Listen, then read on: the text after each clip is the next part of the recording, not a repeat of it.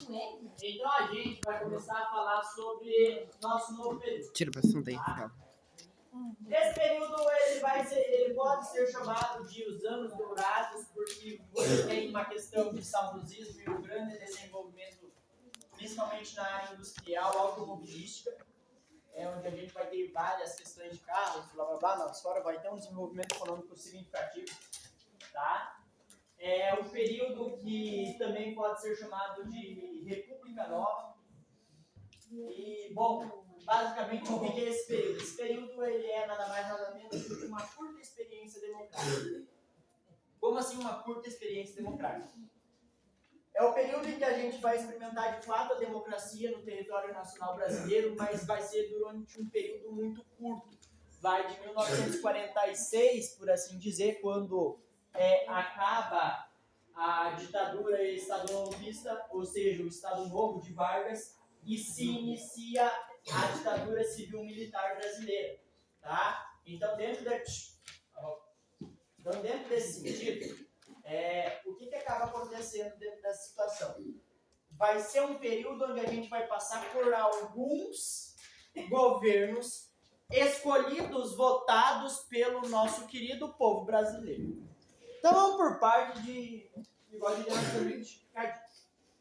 Lembram que eu falei para vocês que o nosso querido Getúlio era o pai dos pobres e a mãe dos ricos? O pai dos pobres e a mãe dos ricos, ele vai ter que ser dividido. Como assim ele vai ter que ser dividido? Depois de todo o processo de figura paternalista que você vai ter criado pelo DIP na década de 1930, 1940, na primeira metade da década de 40, nós vamos ver que a figura de Getúlio Vargas vai ter que se dividir. Ela vai se dividir em dois partidos políticos. Um é o PTB e o outro é o PDN. Não lembro agora o nome do outro. Mas, qual que é o que importa na ordem do dia? Essa divisão em partidos políticos, ela vai evidenciar que a figura de Vargas ela precisa ser dividida para caber dentro da política brasileira. Como assim? O lado do pai dos pobres vai ser o PTB. E por que o PTB é o que eu mais tenho minha atenção? Porque ele existe até hoje. Sim, o PTB de Getúlio Vargas que ele criou esse partido político, é o PTB que existe até hoje. Tá? E o outro que representava o lado da mãe dos ricos e tudo mais. Bom, mas vamos por partes para nós entendermos como que esse período histórico vai marcar a história brasileira. Aqui no fundo nós vemos uma foto do nosso querido Palácio do Catete. Tá? O Palácio do Catete era então a sede do governo até esse momento, lá no Rio de Janeiro. Essa foto foi tirada no óbvio, tá? Mas enfim, vamos lá por partes. Igual diria a nossa amiga pra gente. Cadê o Bruno da foto? Eu tirei só. Eu não me gosto em fotos, então normalmente eu tiro foto dos lugares e não de mim. Mas enfim. Principalmente quando é lugar histórico. Porque eu vou estragar o lugar histórico se o lugar histórico falar. Não faz sentido. Enfim. Entre 1945 e 1964, a política brasileira viveu uma fase onde prevalecia uma democracia, com retorno de governos eletivos, ou seja, escolhidos por nós. Do ponto de vista político, continuamos a observar práticas populistas. Prática populista, ela vai ser encarada lá por Vargas, mas aqui, essa é uma outra maneira de chamar essa república, república populista. Por quê? Por conta da prática de governo ou da propaganda que os políticos utilizavam. Diga. Sim. Sim. A jaqueira também tem aqui, tá? O mais legal é que assim, seria muito interessante se ela tivesse continuado aqui na sala, porque o exemplo agora, ele é incrível, porque fala justamente de ranho. É nojento? Mas tá tudo certo. Para vocês entenderem basicamente o que é uma questão populística, ou populista, melhor dizendo, ou seja, aquela ideia de criar um vínculo entre o político e a população. É você fazer com que as pessoas, os eleitores, olhem é gente como a gente. Isso continua até hoje porque muitas vezes nossos políticos eles fazem uso desse tipo de política, de estratégia política, melhor dizendo, até o dia de hoje. O que é uma política populista? E sim, eu estou esperando ver se a Eduarda volta logo para eu dar o exemplo de bem só quando ela estiver na sala. Enquanto isso, eu vou dar outros exemplos. Sim, é quando lá no meio da campanha, o desgraçado do candidato a presidente vai lá na feira, junto com os pés rapados, comer pastel e tomar caldo de cana. Olha como eu sou gente, Vai visitar a casa. ou é o discurso. E aí eu volto a falar, não necessariamente que seja implicância como a pessoa em si, mas é porque ele ilustra muito do cenário político que a gente vive. O Bolsonaro. Quantas vezes eu escutei tio meu, parente meu, olhar e falar, mas eu gosto até dele. Por quê? Porque ele fala palavrão mesmo, mas ele fala a verdade, os políticos não gostam dele, porque ele fala tudo que o povo quer falar para os políticos e não fala. Se os outros não gostam dele. Não importa! Talvez ele nem ache, ele nem considere aquilo que ele está falando uma realidade. Ele só está falando justamente para você pensar isso, ô palhaço! Porque se ele fosse tão diferente, não tinha feito tanta coisa.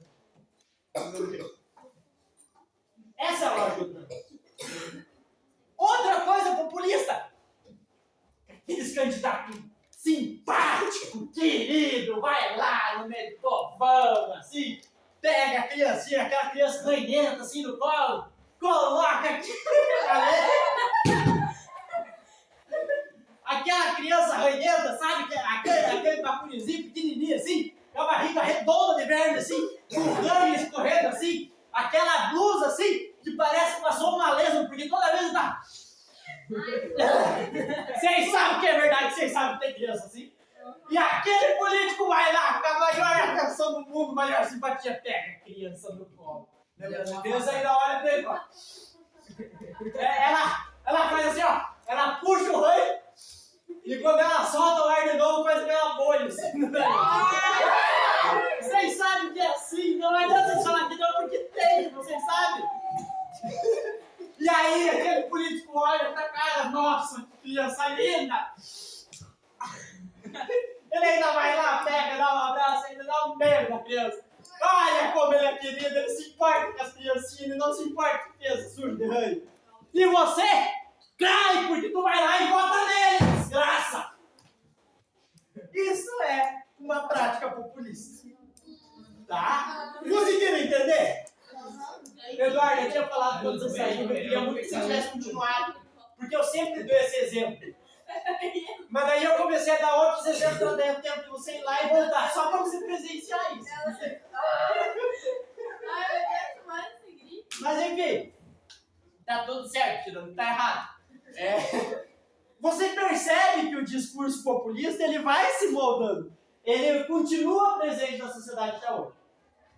Bom, o período também vai corresponder ao imediato pós-guerra e à construção de uma ordem internacional baseada nos conflitos ideológicos da guerra.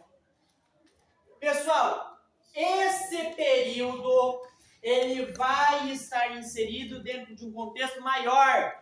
Você não pode estudar a República Populista no Brasil de maneira isolada. Não tem como.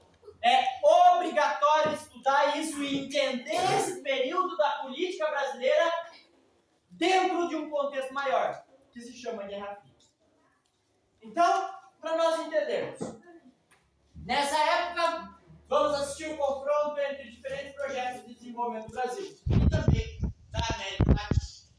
Nós vamos ter duas ideias. Primeiro, as ideias nacionalistas, na maior parte dos casos visto como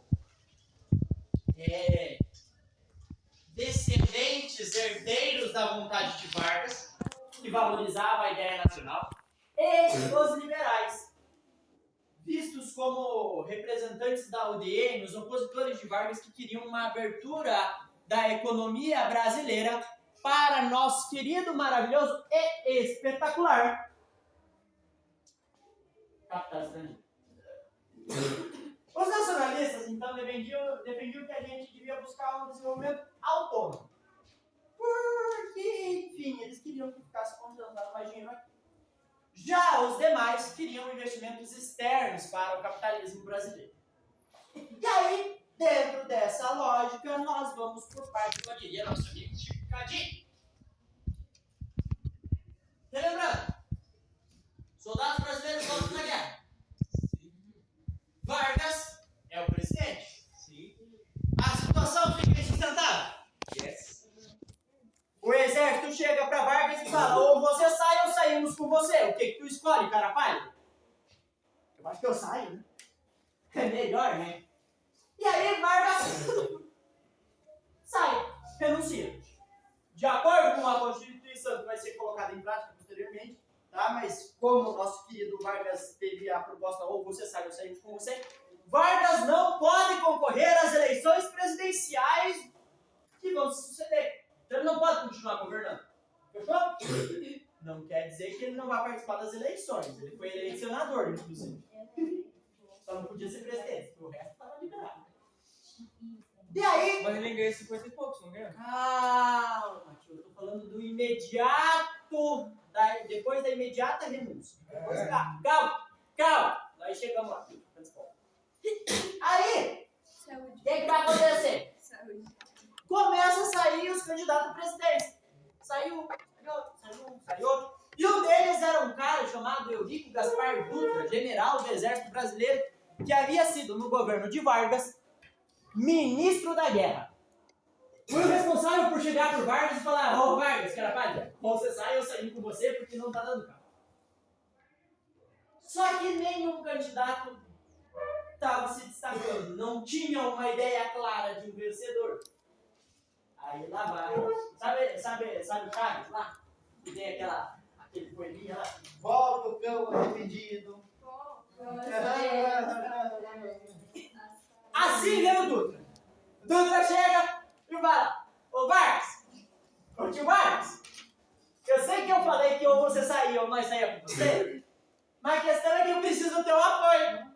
Eu preciso que você apoie a minha candidatura para ganhar a eleição. Aí Vargas olha pra cara de Dutra e fala: agora eu presto, né, filho da puta. Tá bom, que apoio. Vargas declara apoio a Dutra. E declarando apoio a Dutra simplesmente sobe nas pesquisas e ganha a eleição. Faz alguma coisa no governo? Bosta nenhuma. Quer dizer, faz algumas coisas. Mas nada de muito destaque. Vamos lá. A primeira coisa. A primeira grande marca do governo de Dutra é declarar o rompimento com a União Soviética e o apoio e o alinhamento total e completo do Brasil do lado dos Estados Unidos na Guerra Fria.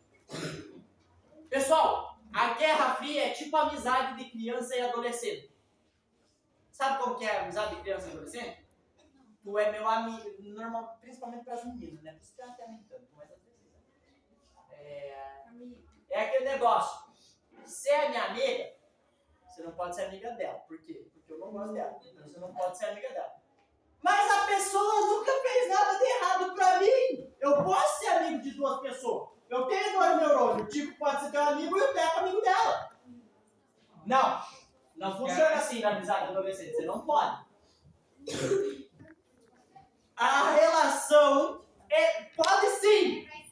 Não é. É sim. Traição é você cortar o cabelo e eu barbeiro. Não. Isso é traição. Não confia no homem que troca o barbeiro assim do nada. Não. Eu fui cortar meu barbeiro, só que barbeiro. O barbeiro comeu. Ô, cara, o barbeiro.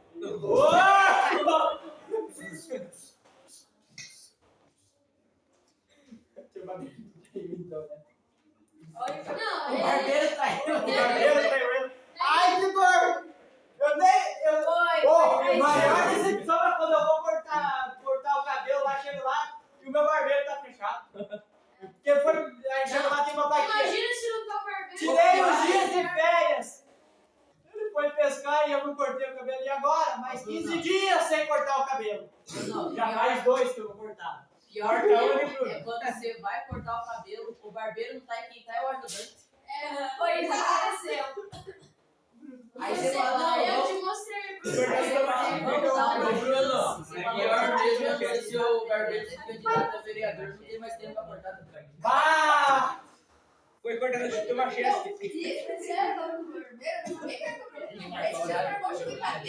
Nossa, eu tô apaixonada pelo meu verdadeiro. E Dani, eu falei, meu Deus, Alfredo. Barbeiro. Todo mundo. Em primeiro é minha namorada, em segundo é meu barbeiro e depois vem vocês. E ele elogiando o meu certo. Toma cuidado, O primeiro é minha mãe, depois o Porque barbeiro. primeiro é o barbeiro, segundo é o barbeiro, terceiro é o barbeiro e por último o resto. Não, é assim, ó. Eu falei, Primeiro a agora, mãe. e se você se mudar? E cidade? Eu vi da cidade. Depois, primeiro minha mãe deu Vocês não estão entendendo. É que assim, primeiro que já começa que o nome do cara é barbeiro, não Jesus Cristo. Porque se for Jesus Cristo, vai fazer milagre. Eu tô vendo? Voltando. Não, é duas aulas de história. Tá. Vamos lá. Então, pessoal, presta atenção. Então, o que acaba acontecendo dentro dessa lógica aqui? Se você declara alinhamento com os Estados Unidos, automaticamente você não pode mais relacionar com a União Soviética. E não é tipo, não pode. É literalmente aquele negócio das amizades de criança e das amizades de menino adolescente. É aquele negócio. Tu não gosta da menina tal, né? Principalmente das meninas, né? Porque os piados normalmente eles são mais tipo, se foda, caguei pra você. Joga futebol?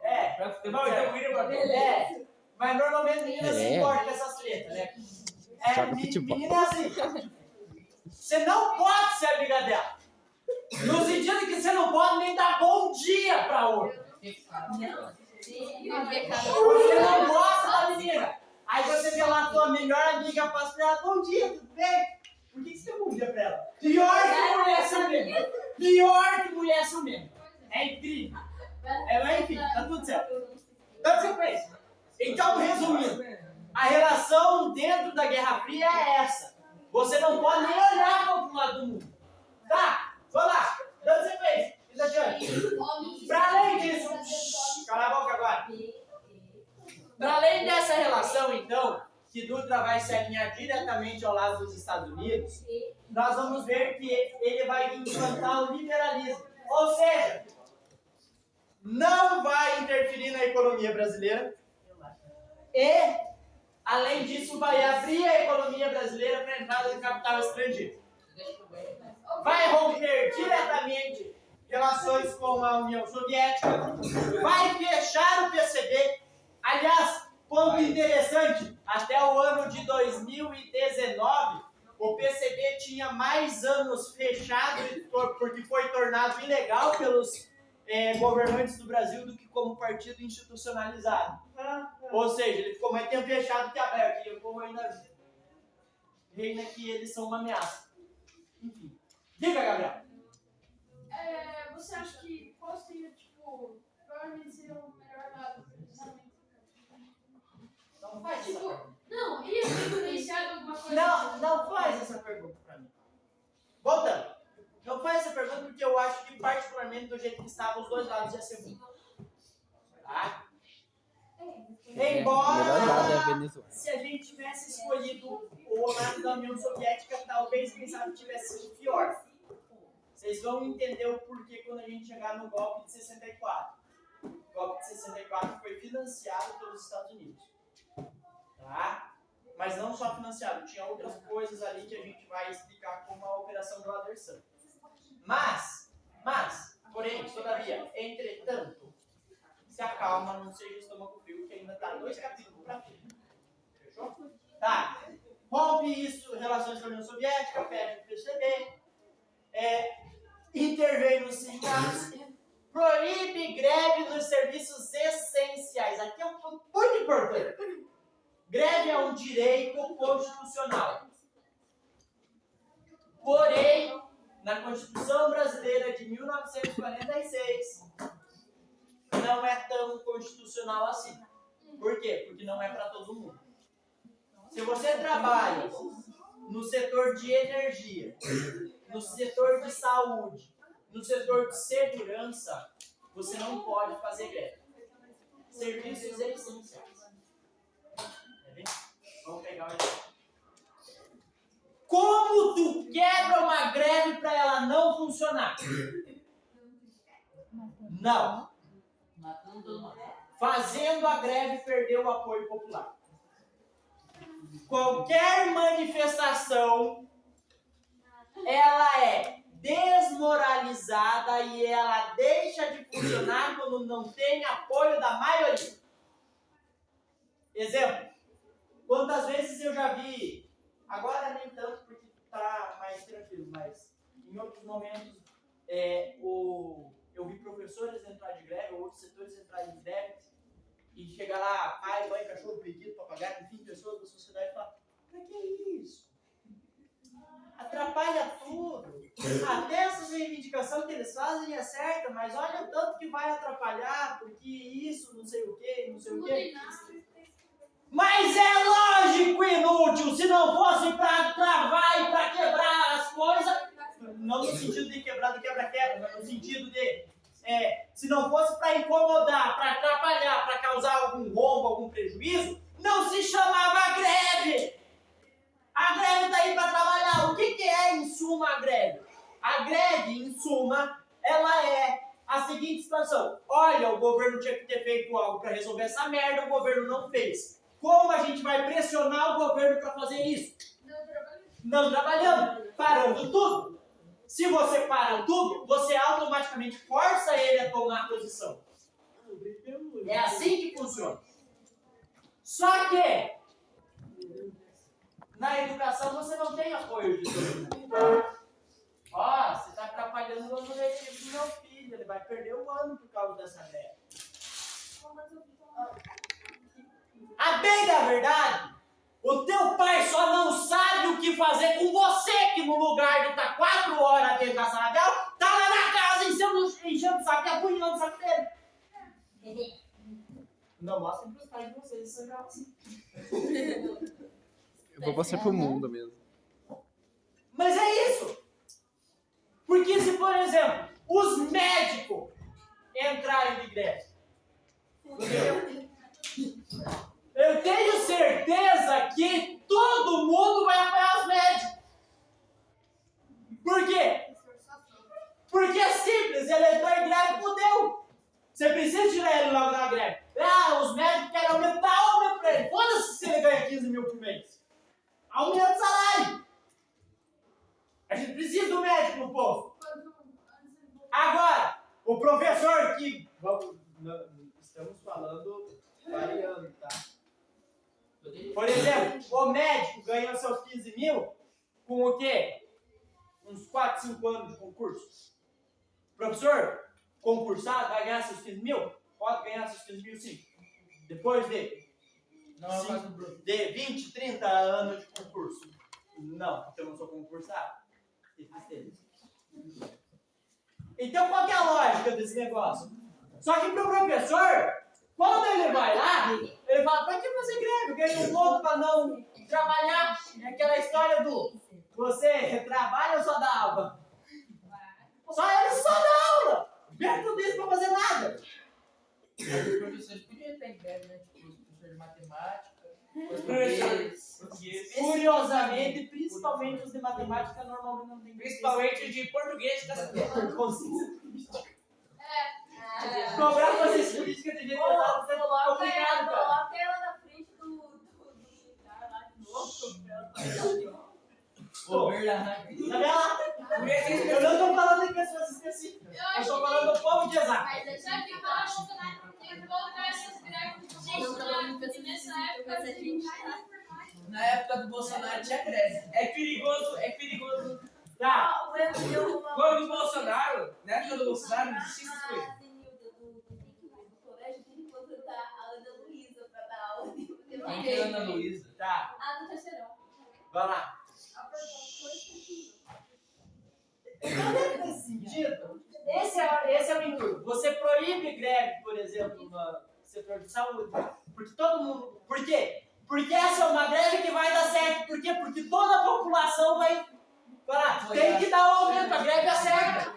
Agora, os professorzinhos, não. Você pode até dar borrachada neles, tiro de bala de borracha, gás de pimenta, igual o Ratinho Júnior fez no ano passado lá, que ninguém nem liga. Ainda chama os professores de vagabundo. É que nem a greve dos governos vai estar, tem gente que é internado. E ele nem é o primeiro governador do Paraná a fazer isso. É o terceiro já. Teve um que jogou a cavalaria por cima, teve professor pisoteado por calado e tudo. E qual foi o discurso? Eu acho pouco pra esses vagabundos. Era professor de matemática? Matemática, português, história, geografia, tudo. Ah, história não. História não.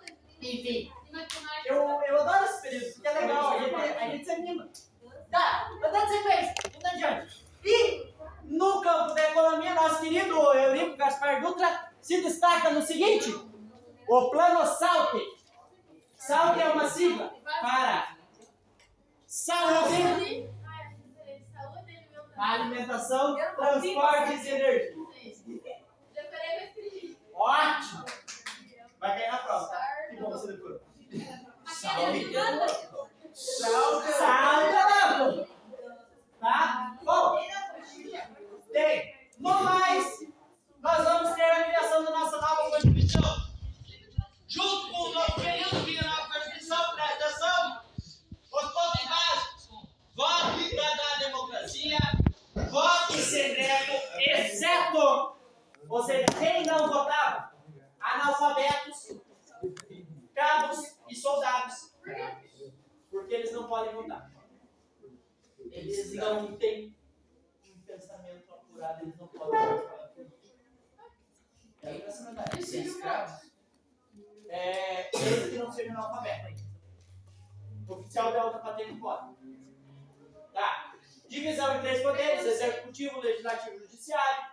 Leis trabalhistas. Mandato presidencial de 5 anos e não 4, igual você está acostumado hoje, que era parte da corporativismo sindical, basicamente aquela ideia do sindicato peleiro, que a gente já viu lá com o Vargas. Proibição de greves em setores estratégicos.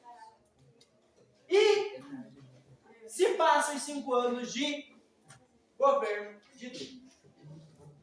E aí ele? Sim, ele. Nosso querido, maravilhoso, espetacular, o grande e pequeno Vargas volta. Eletrobras. A Eletrobras não existe mais, né? Bom, termina o governo de Dutra. Prestem muita atenção agora. Aqui é um dos pontos muito importantes do período histórico que a gente está mencionando, que são os mais importantes. Tá? Vargas vai voltar ao poder. Então, quando vai se encaminhando para o final do governo de Eurico Gaspar Dutra, vai se lançando as candidaturas. E o negócio é meio simples, assim, Vargas se lançou e ganhou, ponto, acabou. Não teve muita briga, não. Não teve nada além.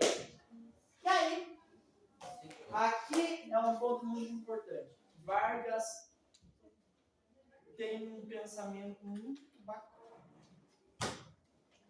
Lembram que quando a gente estudou era Vargas, lá de 30 a 45, eu falei para vocês que Vargas foi criado para mandar e não para ser mandado? Sim. Lembram que eu falei que a todo momento Vargas tenta criar uma personificação dele na política brasileira?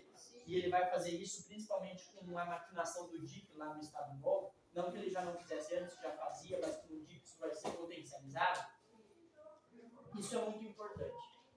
Para a gente entender as características do governo de Getúlio Dornelles Vargas a partir desse momento. Cara, é assim.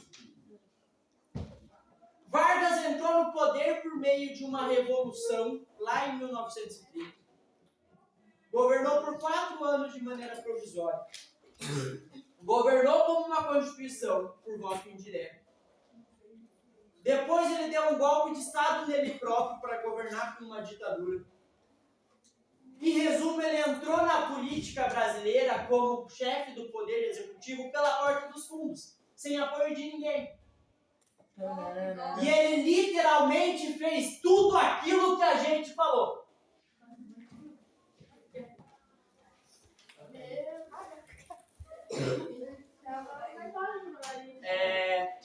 Ou seja, na cabeça de Vargas, ele pensou, eu, Vargas, entrei pela porta dos fundos no governo brasileiro e passei 15 anos governando essa jossa nesse país. Fiz, desfiz, refiz tudo que eu tinha vontade.